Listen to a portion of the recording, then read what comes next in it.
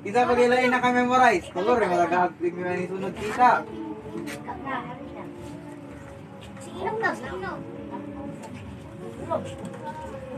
Sige, go.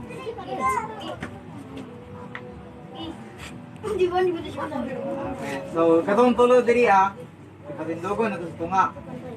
Then, ipa-recite na to pag-usabang verse, kaya kung sunod kita. Nalik review. Paano? Ito lang. Alay, diri si Curly, si Kuya Ampaw, si Kuya Joshua. Si Kwan, Junairel, ka-memorize? Right, correct. Roma 13. Ikaw, ito rin. Sige na, sige na. Okay, muray siya. Dapat. Sige, tapos sa ngalan sa Ginoo katulo. Okay. Sige na. Dungan. Ikaw na. Dungan. Amen. Amen. Amen. Roma.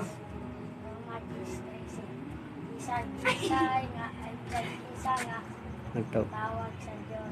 Tangal. Go.